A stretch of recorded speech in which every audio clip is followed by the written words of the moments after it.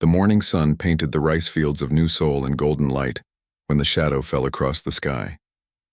Commander Tae-ho Kim stood on his porch, coffee cup halfway to his lips, watching the massive ship descend through the clouds. The vessel was dark gray and shaped like a knife, 3 kilometers long and silent as death itself. His comm unit buzzed with urgent messages from the Colony Defense Center. Tae-ho ignored them all.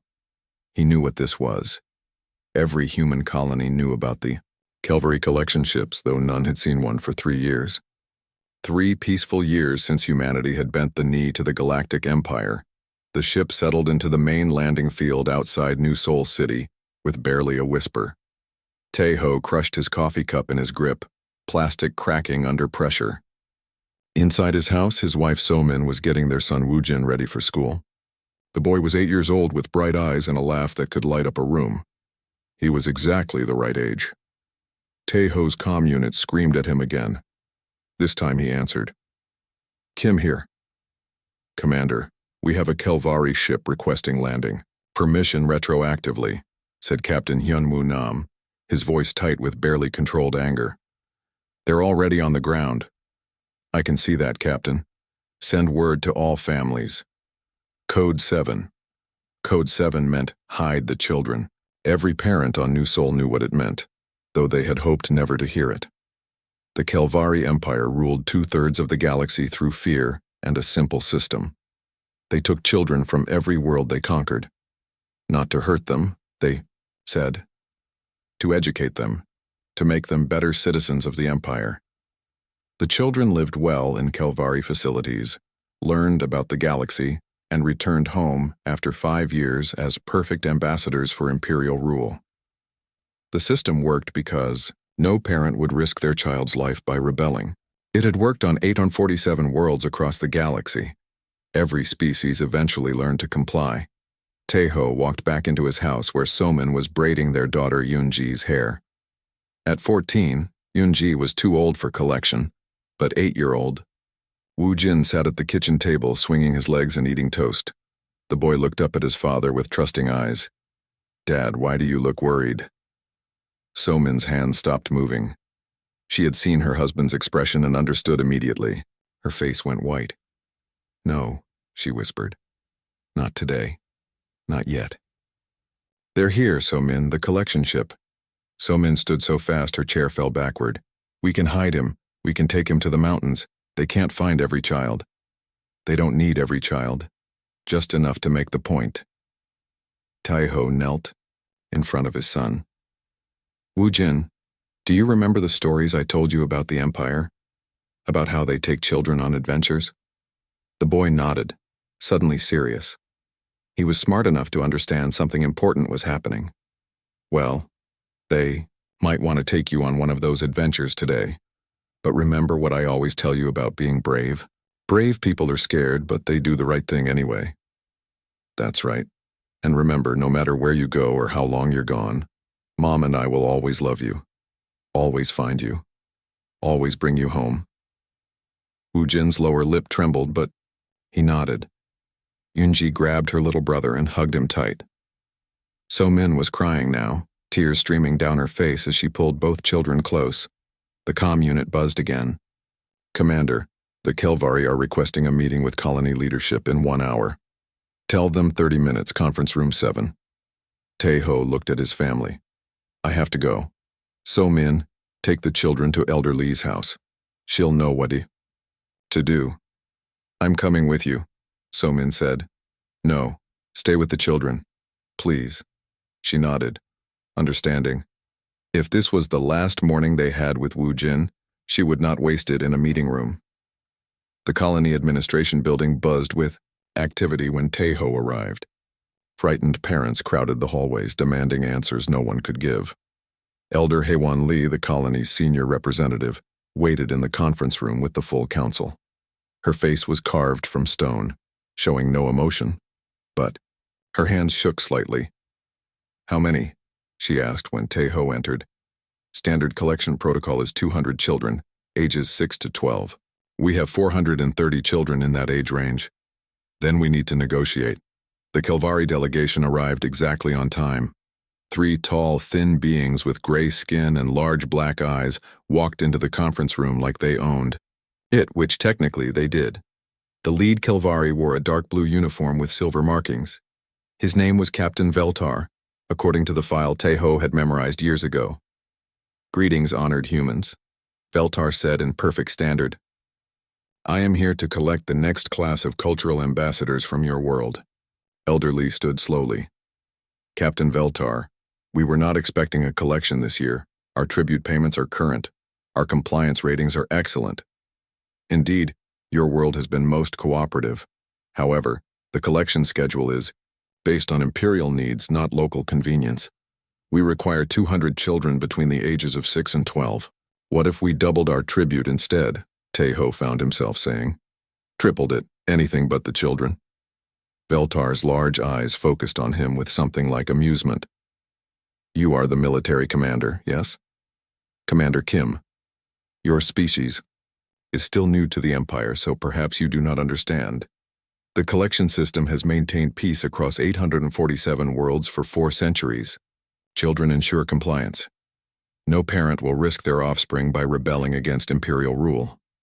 And if we refuse, then your world will be classified as non-compliant. Imperial peacekeepers will arrive within 1 month to restore order.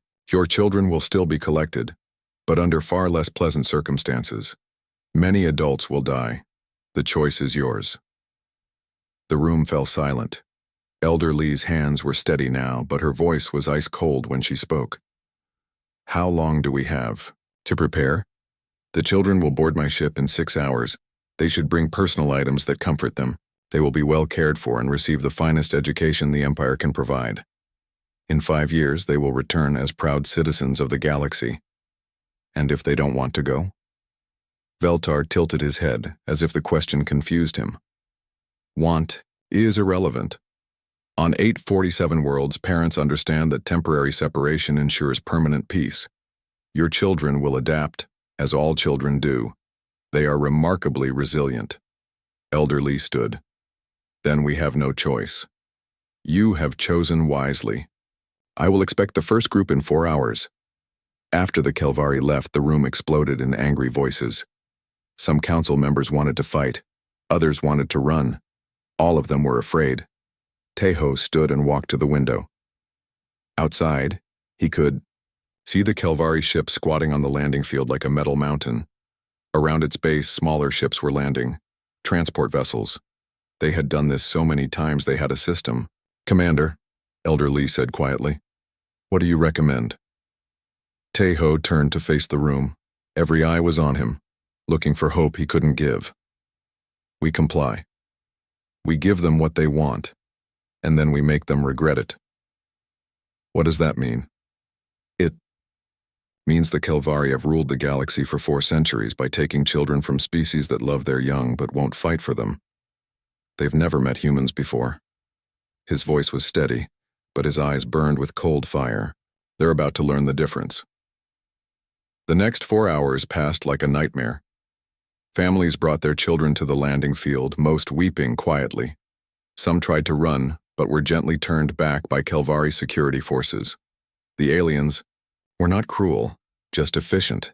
They had done this thousands of times before. Wu Jin walked up the ramp to the transport ship holding So Min's hand. At the last moment he turned and waved at his father. "I'll be brave, Dad, I'll come home." Tejo nodded, not trusting his voice. Around him, 200 families watched their children disappear into the metal belly of the ship. The silence that followed was not the silence of defeat. It was the silence of parents planning war. The transport ship smelled like metal and cleaning chemicals. Wu Jin sat in a row of seats with 19 other human children, all from his colony. The Kelvari had separated them by age groups, but they could still see each other across the cargo bay. The older kids tried to comfort the younger ones, but everyone was scared. Across the aisle, Da-Yun Choi was not crying like most of the other children. She was 11 and had always been the smartest kid in her class. Instead of tears, her eyes held something that looked like anger.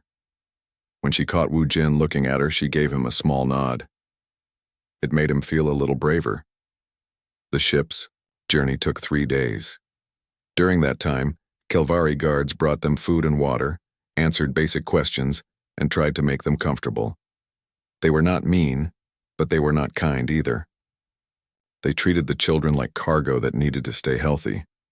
On the second day, Daun started moving around the transport bay, talking to other human children. She was careful not to let the guards notice, but word spread quickly among the kids. Stay together. Remember who you are.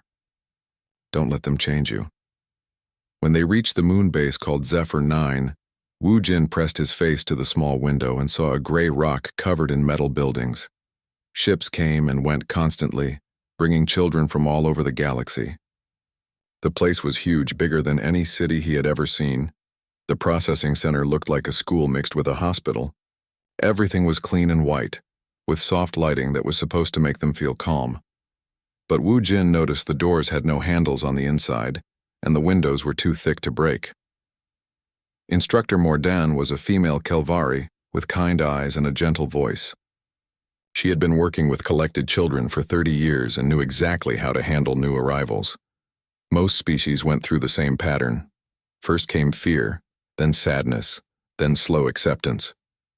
Within 2 weeks, most children were asking about their new lessons instead of crying for their parents. "Welcome, young humans," she said to Wu Jin's group. "You are here to learn about the galaxy and become ambassadors for peace between your world and the Empire. You will live in comfortable rooms, eat good food, and receive the best education possible." A 6-year-old girl named Minseo raised her hand. "When can we go home?" "In 5 years, when your education is complete. But by then, you will understand that home is wherever you are needed most. You will see that the Empire is your true family." Taeyeon spoke up from the back of the group. "What if we don't want to be ambassadors?" Mordan's smile never changed, but something flickered behind her eyes. "All children say that at first. You will change your mind once you see how wonderful life can be here." They were assigned to living quarters based on their ages and backgrounds. Wu Jin found himself in a room with 3 other 8-year-old boys. 2 were human, but one was a blue-skinned child from a species called the Zentani. His name was something Wu Jin couldn't pronounce, so they called him Blue. Blue had been at the facility for 6 months and was already adapting well. He explained the daily routine, the rules, and how to avoid getting in trouble. Most importantly, he explained how to think about their situation. "The instructors are not bad people," Blue said as they got ready for bed. "They really do want to help us, and this place is not so terrible. The food is good, the classes are interesting, and they let us play games and watch entertainment programs. But, don't you miss your family?" asked Jinwoo, one of the other human boys. "Of course I do, but missing them does not help anything. The sooner we learn what they want to teach us, the sooner we can go home and help our families understand why the Empire is good for everyone." Wu Jin listened to this conversation and remembered what his father had told him about being brave. Blue was not being brave. He was giving up. There was a difference. The next morning began their formal education. Classes covered galactic history, imperial law, basic science, and something called cultural integration. The teachers were all different species, and most of them seemed to genuinely care about their students. But every lesson had the same message. The Empire was good, resistance was foolish, and the old ways of thinking were dangerous. In galactic history class, they learned that before the Empire, the galaxy was full of wars between different species. Billions had died in conflicts over resources, territory, and ideology. The Empire had brought peace through strength and unity. The collection system was just one part of that peace. Children learned to think beyond the narrow interests of their homeworlds. During lunch, Wu Jin sat with other human children. Most of them were adapting the way Blue had described. They still missed home, but they were starting to see the logic in what their teachers said.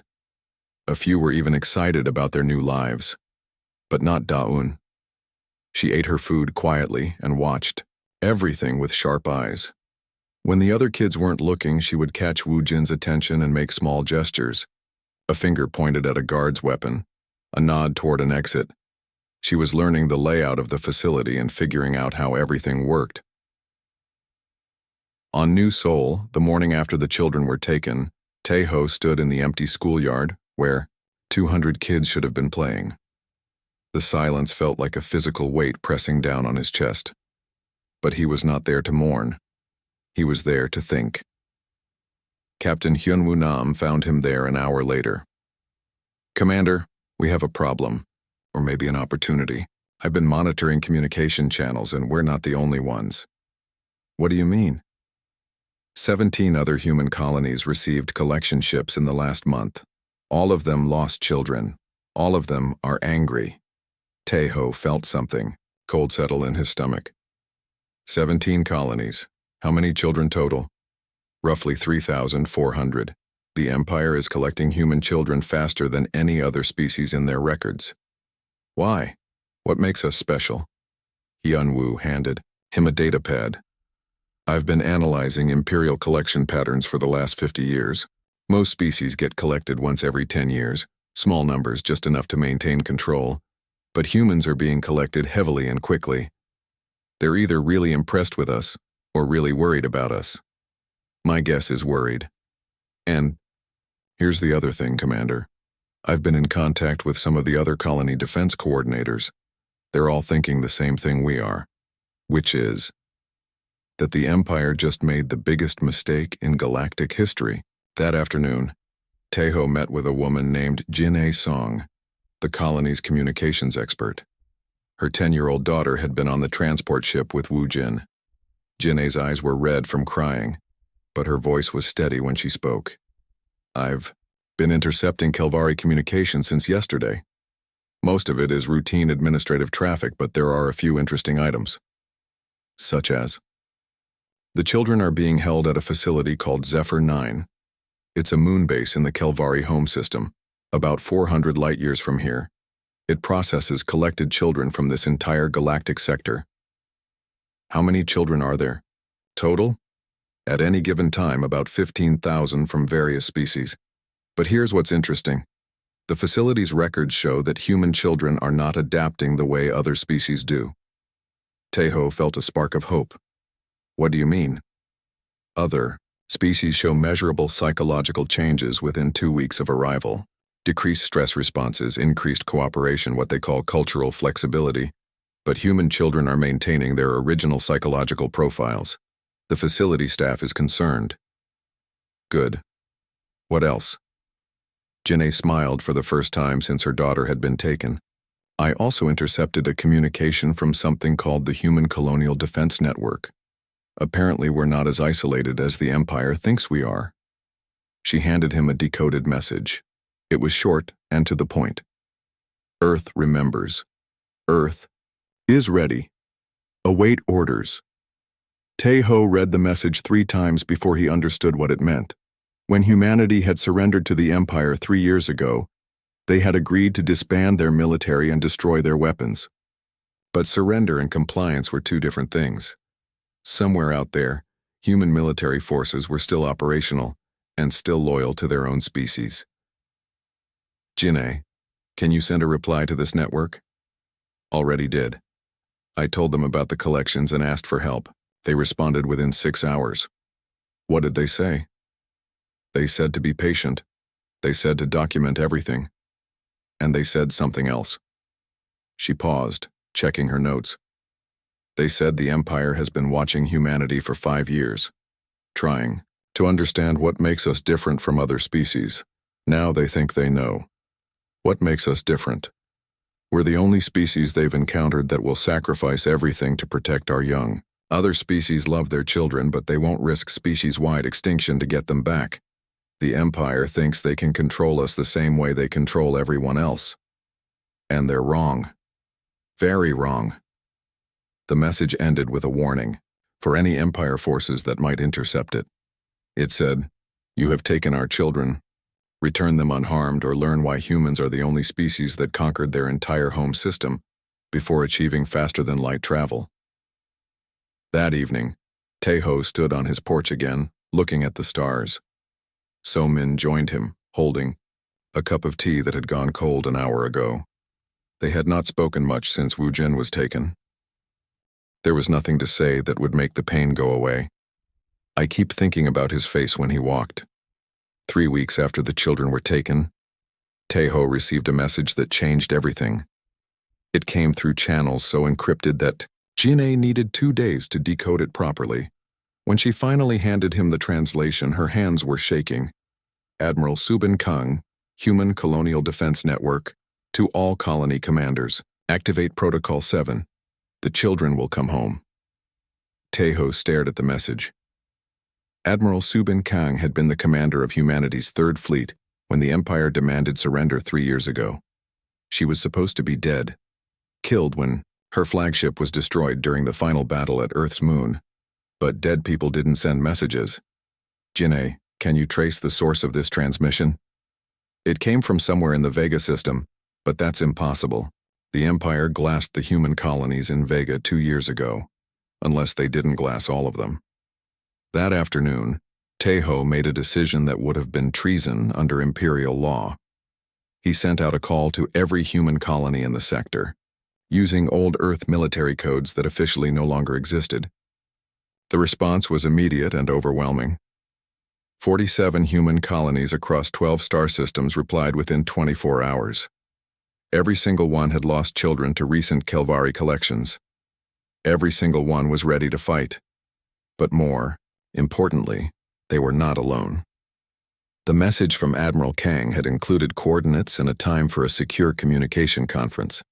When Taeho connected at the designated moment, he found himself looking at a woman he had thought was dead, sitting in what was clearly the command center of a warship. "Gentlemen and ladies," Admiral Kang said without preamble, "thank you for maintaining operational security for the past 3 years.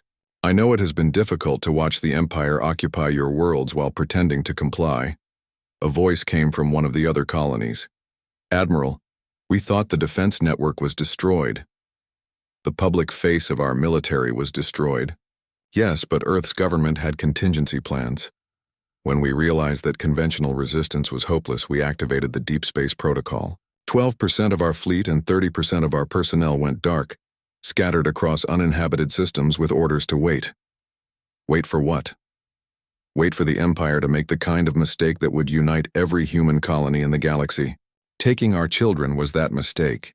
Another voice joined the conversation. This one belonged to someone Taeho recognized, Colonel Jae-Sung-Oh, formerly of the Mars Defense Corps. "Admiral, what are our current capabilities?" "Better than the Empire suspects. We have maintained 18 capital ships, roughly 40 destroyers, and over 200 smaller vessels. More importantly, we have allies." The screen split to show additional participants in the conference. Taeho was surprised to see aliens among the human faces. A reptilian being spoke first. "I am Commander Thex of the Corvani Resistance. Takumi, Empire took children from our worlds 50 years ago. We have been waiting for someone strong enough to challenge the collection system." A blue-skinned humanoid nodded. "The Zentani Liberation Front stands ready. The Empire has held our young hostage for 2 centuries. Admiral Kang smiled grimly. "It turns out that humans are not the only species that loves their children more than their own safety. We are simply the first species strong enough to do something about it." The next hour was spent coordinating resources and sharing intelligence. What Taeho learned made him both hopeful and terrified. The human fleet had spent 3 years preparing for exactly this moment. They had mapped Imperial shipping routes, identified critical supply depots, and infiltrated key installations. More importantly, they had made contact with resistance groups from dozens of species across the galaxy. "The Empire's greatest strength is also its greatest weakness," explained Dr. Dong-Hyun Lim, a xenobiologist who had been working with the Deep Space Protocol. "They maintain control through psychological manipulation rather than overwhelming force, but that means their control is fragile. If enough species rebel simultaneously, they cannot respond everywhere at once." "What about the children?" asked a colony commander from the Tau Ceti system. "Where are they being held?" Agent Myung Seo answered that question. She appeared on screen wearing what looked like an Imperial diplomatic uniform. "I have been operating undercover within the Kelvari bureaucracy for 2 years. Most collected children are held at 3 main processing facilities. Zephyr 9 holds children from this sector, including all of the recently collected humans. How many children total? Approximately 15,000 from various species, but the human children are causing problems. What kind of problems? Mi Young almost smiled. They refuse to adapt. Other species' children typically show measurable psychological changes within 2 weeks. Decreased resistance to authority, increased acceptance of imperial ideology, what the Kelvari call cultural flexibility. Human children are showing no such changes after 3 weeks. Are they being mistreated? No. The Empire is actually treating them better than usual, trying to understand why their standard techniques are not working. But the children are not cooperating. The conference continued for several hours, covering everything from military tactics to supply lines. When it ended, Taeho felt something he had not experienced since his son was taken. Hope. But hope was not enough. They needed information, and they needed it fast. Over the following days, Ginny worked around the clock to establish secure communication links with the other human colonies. What she learned painted a picture of systematic preparation that impressed even Taeho. The Empire had been collecting human children faster than any other species, apparently trying to break human resistance before it could form. What they had actually done was create a galaxy-wide network of furious human parents who were all in communication with each other. "Commander," Jinne said during one of their evening briefings, "I've been analyzing the pattern of collections, and I think I understand what the Empire is trying to do." "Explain." "They're not just taking children for the usual control purposes, they're studying us. Look at these collection records." She showed him data that made his blood run cold. The Empire had been taking children from human colonies for 6 months. But they had been taking specific types of children. The brightest, the most creative, the most independent. They were trying to understand what made humans different from other species. They think they can learn to control us by studying our young, Taeho realized. Worse than that, I think they're planning to use what they learned to prevent other species from developing similar resistance patterns. That night, Taeho stood in his son's empty bedroom, looking at toys that had not been touched for weeks. So-min found him there holding one of Wu Jin's favorite books. "Any word from the Admiral?" "She says they'll be ready to move within the month. The question is whether we'll be ready. What does she need from us? Everything we can give, every ship, every weapon, every person willing to fight." He turned to face his wife. "So-min, this is going to be dangerous. If we do this, there's no going back. The Empire will either return our children or they'll try to destroy every human colony in the galaxy.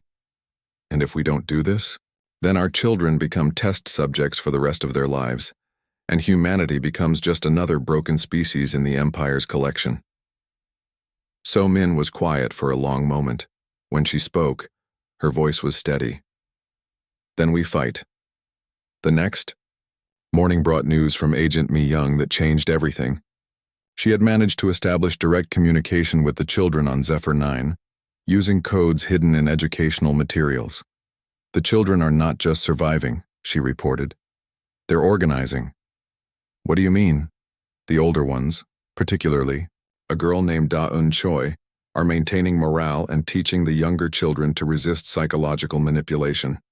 They're also gathering intelligence about the facility's layout and security systems." Taeho felt a surge of pride. Da-hyun was from his colony, a smart 11-year-old who had always been a natural leader. If she was keeping the children organized, they had a much better chance of getting them out alive. What kind of intelligence? Guard rotations, security, protocols, the location of communication equipment. Most importantly, they've identified the facility's main weakness. Which is? The Kelvari have never had to design a prison for human children. Their security systems are built to contain species that give up after a few weeks. But human children don't give up. As the weeks passed, the network of human resistance grew stronger. Colony commanders shared resources and information. The hidden fleet moved into position. Alien resistance groups prepared to strike Empire installations across the galaxy. But the most important development came from an unexpected source: the children themselves. 3 weeks into their captivity, Da-eun Choi sent a message that would be remembered in human history books for generations. Using a communication device that Mi Young had smuggled into the facility, she spoke directly to her parents and every other family in the human colonies. Mom, Dad, if you can hear this, we're okay, all of us. We're taking care of each other and we're not giving up. The Kelvari keep trying to teach us that the Empire is our family, but we know better. Our family is you. Her voice was steady, but Taihoku. Supreme Overlord Kethavar had ruled the Galactic Empire for 200 years, longer than most species lived. In all that time, he had never called an emergency session of the High Command. But the reports coming from the outer sectors were unlike anything in Imperial history. Explain to me again how 47 human colonies managed to coordinate simultaneous attacks on our installations, he said to the assembled military leaders, his voice cold as deep space. General Torvex, the Empire's chief military strategist, activated the holographic display showing the galaxy. Red dots marked the locations of attacks, and there were far too many of them. The attacks began 63 hours ago, precisely coordinated across 12 star systems. Human forces emerged from hiding and struck supply depots, communication stations, and administrative centers. But they avoided targeting anything that would cause civilian casualties. How is that possible? Our intelligence reports indicated that human military capacity was eliminated 3 years ago. Our intelligence was apparently incomplete, Overlord. The humans maintained a hidden fleet and spent 3 years preparing for exactly this scenario. Kethavar studied the display with growing unease. In 4 centuries of Imperial rule, no species had ever mounted this kind of coordinated resistance. Most rolled over and accepted Imperial authority after a few demonstration attacks. The few that did resist fought desperately and were quickly crushed by overwhelming force. But the humans were fighting differently. They were not desperate. They were methodical. What are their demands? They have sent a single message to all Imperial installations. It reads, "Return our children unharmed, or face the consequences." That's all? That's all, Overlord. Kethavar had lived long enough to recognize when a situation was sliding out of control. What is the status of their military forces? More substantial than we anticipated. Our analysts now estimate they maintained approximately 12% of their original fleet. But they are also receiving support from resistance groups across the galaxy. What kind of support? Admiral Zexcora, the Empire's naval commander, answered that question. At least 30 different species have provided intelligence, supplies, or direct military assistance to the human forces. This is not just a human rebellion, Overlord. It is a galaxy-wide uprising using the humans as a catalyst. The silence that followed was broken only by the soft hum of the command center's systems. Kethavar had spent centuries building the Empire's control system, and it had worked flawlessly for generations. The collection protocol was the cornerstone of that control. By taking children from conquered species, the Empire ensured compliance without the need for constant military occupation. How many children do we currently hold? Approximately 47,000 from various species across the galaxy. The largest single group is at the Zephyr 9 facility. And how many of those are human? 3,400 mostly, collected within the last 6 months. Kethavar activated a private communication channel to the Zephyr 9 facility. Within moments, Instructor Mordon appeared on the screen looking harried and exhausted. Instructor, report on the status of the human children. Overlord, they are problematic. Standard psychological conditioning techniques are proving ineffective. The children maintain strong resistance to authority and show no signs of accepting Imperial ideology. Explain. Other species' children typically show measurable changes within 2 weeks. Decreased stress responses, increased cooperation with staff, gradual acceptance of Imperial values. The human children show none of these changes after 7 weeks. Are they being properly treated? They are receiving the standard care, Overlord. Good food, comfortable quarters, appropriate medical attention, but they refuse to adapt. Worse, they are organizing among themselves and maintaining morale through what can only be described as resistance activities. Kethavar felt something he had not experienced in decades: uncertainty. What kind of resistance activities? They share stories about their families and homeworlds, maintain human cultural practices despite our efforts to discourage them, and have formed a leadership structure among themselves. The older children are teaching the younger ones to resist psychological manipulation. Have you tried increasing pressure? We dare not, Overlord. The children are valuable for research purposes, and any harm that comes to them would only strengthen human resistance. But I must report that their behavior is influencing children from other species as well. The screen went dark, and Kethvar turned to face his military commanders.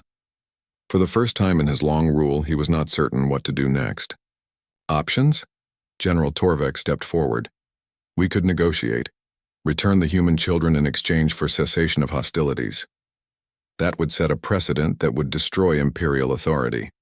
If one species successfully demands the return of their children, others will follow. Admiral Zex Cora offered an alternative. We could scatter the human children across the galaxy, making rescue impossible. Then crush the human colonies as an example to other species. And if the humans carry out their threat of consequences? What consequences? They have perhaps 50 ships and a few thousand soldiers. We have 10,000 ships, and the industrial capacity of half the galaxy. Kethvar was not so certain. The human attacks had been too precise, too well coordinated. This was not the desperate flailing of a dying species. This was the calculated strategy of experienced military minds. Send a message to Admiral Kang, of the human forces. I want to speak with her directly. The response came within 2 hours. Admiral Subin Kang appeared on the main screen, standing on what was clearly the bridge of a warship. She looked exactly like her intelligence files, middle-aged, competent, and completely unintimidated by Imperial authority. Overlord Kethvar, I understand you wanted to speak with me. Admiral Kang, your species has chosen to rebel against Imperial authority. This is unwise. With respect, Overlord, we are not rebelling. We are simply requesting the return of our children. Meet our terms, and hostilities will cease immediately. You are in no position to make demands. The Empire commands the resources of 800 worlds. Your entire species numbers less than 50 million across scattered colonies. Admiral Kang's expression did not change. Overlord, I think you misunderstand the nature of this conflict. We are not fighting the Empire. We are fighting for our children. There is a difference. Explain. When you fight an empire, you target military installations, industrial centers, and political leadership. When you fight for your children, you target everything that stands between you and them. The Empire has many strengths, but it also has many vulnerabilities. Such as? Your economy depends on trade routes that cross light years of empty space. Your authority depends on communication networks that connect hundreds of worlds. Your peace depends on the cooperation of species that have their own children in your facilities. Kethvar felt a chill that had nothing to do with the temperature of the command center. Are you threatening to target civilian populations? Not at all. We will never target innocents.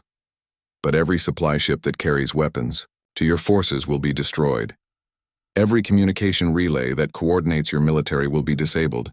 Every Imperial administrator who refuses to cooperate with the return of our children will find themselves stranded on worlds that no longer acknowledge Imperial authority. You cannot sustain such a campaign. You lack the resources. Admiral, Kang smiled, and it was not a pleasant expression. Overlord, you have been studying our children to understand what makes humans different from other species. Have you learned anything useful? The research is ongoing. Let me save you some time. What makes us different is not that we are more violent than other species, or more stubborn, or more clever. What makes us different is that we understand the true cost of peace, which is, peace is not the absence of war. Peace is the presence of justice. For 4 centuries, the Empire has maintained order by making innocent children pay the price for their parents' cooperation. That is not peace. That is extortion. The collection system maintains stability across the galaxy. The collection system maintains imperial control. But control built on the suffering of children is not stability. It is tyranny waiting for someone brave enough to challenge it. The communication ended, leaving Kethvar alone with his thoughts and his advisors. In the silence that followed, he realized that Admiral Kang was right about one thing. This was not a conventional rebellion. The humans were not fighting to conquer Imperial territory or overthrow the government. They were fighting for a single simple goal: the return of their children. "Overlord," General Torvek said quietly, "we have received reports from across the galaxy. Human forces are systematically destroying our supply lines and communication networks. Worse, local populations on dozens of worlds are beginning to refuse cooperation with Imperial forces. Why?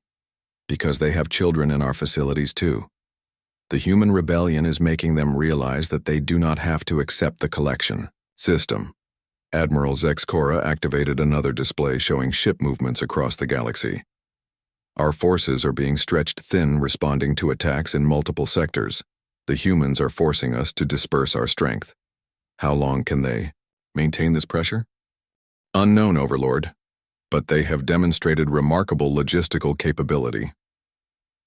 The rescue of Zephyr 9 began at dawn on a Tuesday, 67 days after the children had been taken. Admiral Subin Kang watched from the bridge of her flagship as human ships dropped out of hyperspace around the moon base, their weapons powered but not yet firing. The facility's defenses activated immediately, but they were designed to keep children in, not to keep a determined military force out. Within minutes, human troops were breaching the outer barriers while Da-Un Choi and the other children disabled security systems from the inside. Commander Tae-ho Kim was in the first wave of rescue teams to enter the facility.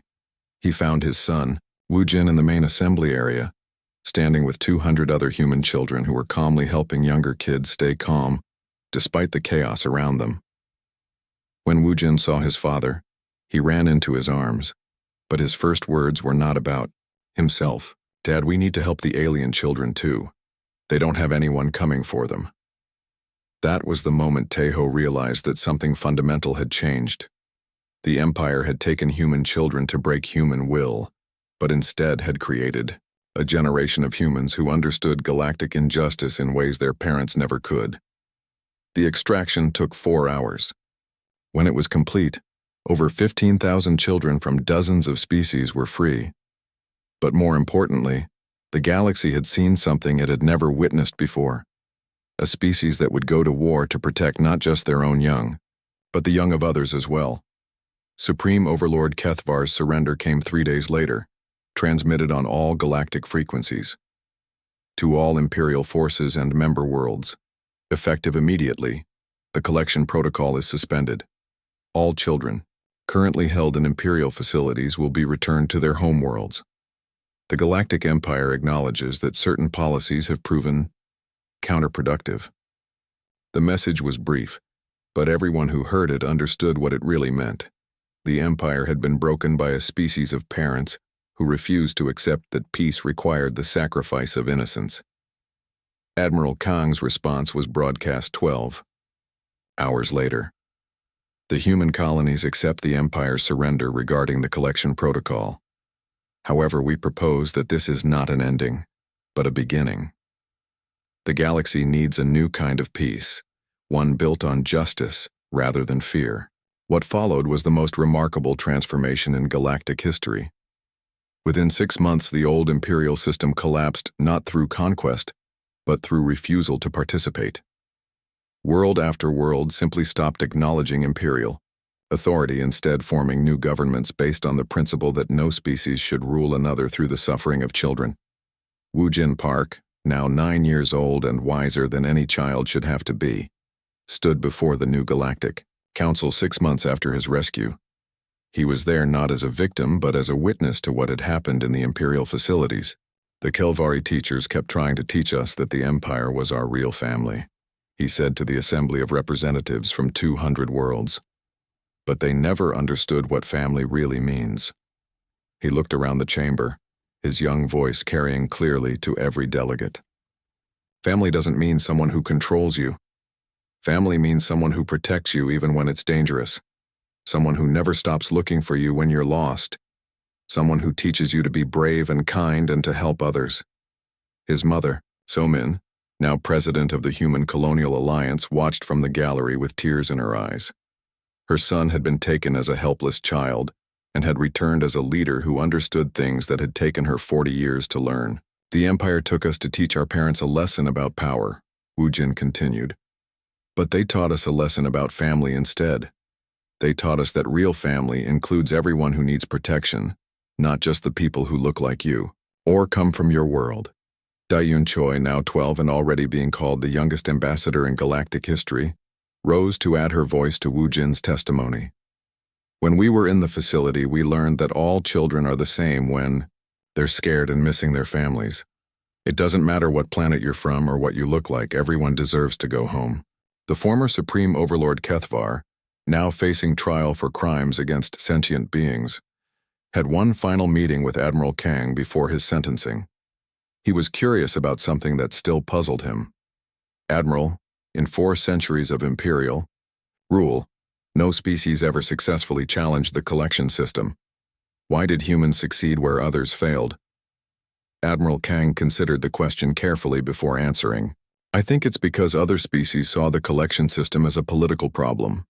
They tried to negotiate, to find compromises, to work within the existing power structure, but humans saw it as a family problem. What's the difference? Political problems can be solved through diplomacy and compromise, but family problems are binary. Either your children are safe, or they're not. Either they come home, or they don't. There's no middle ground. But surely other species love their children as much as humans do. Of course they do. But loving your children and being willing to risk everything to protect them are different things. Most species, when faced with overwhelmingly superior force, chose the safety of compliance over the risk of resistance. And humans chose differently. Humans chose to remember that safety without freedom is just another kind of prison. We chose to remember that children who grow up in a galaxy where power is more important than justice will never really be safe, no matter how well they're protected. Kethvar was quiet for a long moment. What will happen to the galaxy now? The galaxy will learn to be free. It won't be easy, and it won't be quick. But for the first time in centuries, every species will have the chance to determine their own destiny. And if they choose badly, then they'll face the consequences of their choices the way free beings always have. But their children won't pay the price for their parents' mistakes. 1 year after Operation Homecoming, Tae-ho Kim stood in the same schoolyard where he had once watched his son play. But now the playground was filled with children from a dozen different species, all refugees from the collapsed imperial system who had found new homes in the human colonies. Wu Jin was teaching a group of younger children to play a game that had been invented in the imperial facility, a mixture of human and alien traditions that had evolved during their captivity. The sight made Tae-ho smile because it proved that something good had come from even the darkest experience. Commander Kim. The voice belonged to someone he didn't recognize, a Kelvari female in civilian clothes. My name is Mordan. I was an instructor at the Zephyr 9 facility. Tae-ho felt his muscles tense, but the alien raised her hands peacefully. I wanted to apologize for my role in what happened to your children, and I wanted to thank you. Thank me for what? For teaching the galaxy that there are some things more important than order. I spent 30 years believing that the collection system was necessary for peace. Your children taught me that peace built on injustice is no peace at all. What are you doing now? I'm working with the new Child Protection Agency, helping to reunite families that were separated by the old system. It's difficult work. Many children have been away from their families for years, but it's important work. Yes, it is. Morden watched the children playing for a moment. Your son spoke at my trial. Did you know that? No, I didn't. He asked the court not to punish the instructors who were kind to the children, even though we were part of the system that hurt them. He said that understanding the difference between evil people and good people in an evil system was important for the future. Tae-ho nodded. He's wiser than I was at his age. Wiser than I am now in some ways. All the children are. They've seen things that no child should see, but they've also learned things that will make the galaxy better. That evening, Tae-ho and So-min sat on their porch, watching their son help his sister with her homework. Hunji was now 17 and planning to study galactic relations at the new university being built on Centauri Prime. Wu Jin had announced his intention to become a teacher, so he could help other children the way Da-un had helped him. "Do you think we did the right thing?" So-min asked quietly. "Starting a war to get our children back?" "Yes, I do." "Even knowing how many people died?" So-min, more people died under the imperial system every year than died in the entire war. The difference is that now they're remembered as casualties of injustice rather than acceptable losses for stability. A shooting star crossed the sky, the same sky that had once been filled with imperial ships. Now it was filled with vessels from the new Galactic Alliance, ships that carried diplomats and traders and families visiting relatives on distant worlds. "Keep thinking about what Wu Jin said to the council," So-min mused. "About family meaning everyone who needs protection. He's right. That's what we learned from all this. The galaxy is our family now, whether we like it or not, and family takes care of each other." Inside the house, they could hear their children laughing about something. It was a sound that had been missing from their home for too long, and Taeho knew he would never take it for granted again. The Empire had taken their children to teach humanity about power and control. Instead, humanity had taught the galaxy a bow.